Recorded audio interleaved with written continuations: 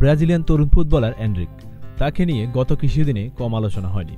সেই আলোচিত ফুটবলারকে দলে বেরিয়ে কোনো ভুল করেনি রিয়াল মাদ্রিদ। সে তার নিজের প্রথম ম্যাচে জানান দিয়েছেন এনরিক। রিয়ালের জার্সিতে প্রথমবার খেলতে নেমেই ইতিহাসে নাম লিখিয়ে ফেলেছেন 18 বছর বয়সী এই ফুটবলার। তার গোলে রিয়াল ভ্যালাদোলিদকে 3-0 গোলে হারিয়েছে রিয়াল মাদ্রিদ।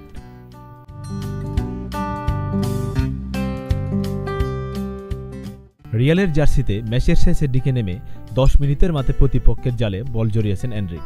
ম্যাচের ইনজুরি টাইমের 6 মিনিটের মাথায় ডিয়াজের বাড়ানো বল দারুণ দক্ষতায় নিজের নিয়ন্ত্রণে নিয়ে বল জালে জড়িয়েছেন এই ফুটবলার। আর তাতেই তিনি হয়ে গেছেন ইতিহাসের অংশ।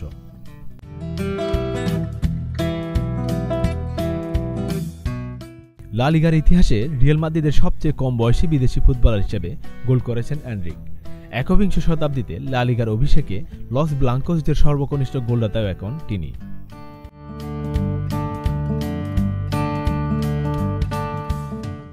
এদিন এনরিকের গোলের আগে সান্তিয়াগো বার্নাব্যুতে ম্যাচে কিছুটা চাপ পেয়েছিল রিয়াল, কেননা আগের ম্যাচে জয় পায়নি দলটি। এই ম্যাচে তাই জয়টা বদ্ধ জরুরি হয়ে পড়েছিল তাদের জন্য। এমন ম্যাচে নিরাশ করেনি রিয়ালের ফুটবলাররা। ম্যাচের প্রথমার্ধে গোল না পেলেও 50তম মিনিটে ফেডেরিকো ভালভার্দের গোলে লিড নেয় রিয়াল। সেই গোলের পর 88তম মিনিটে ব্যবধান দ্বিগুণ করেন ডিয়াজ। এরপর ভ্যালাদোলিদের বিপক্ষে জয়সূচক গোলটি করেন এমবাপ্পের বদলি হিসেবে নামা এনরিক।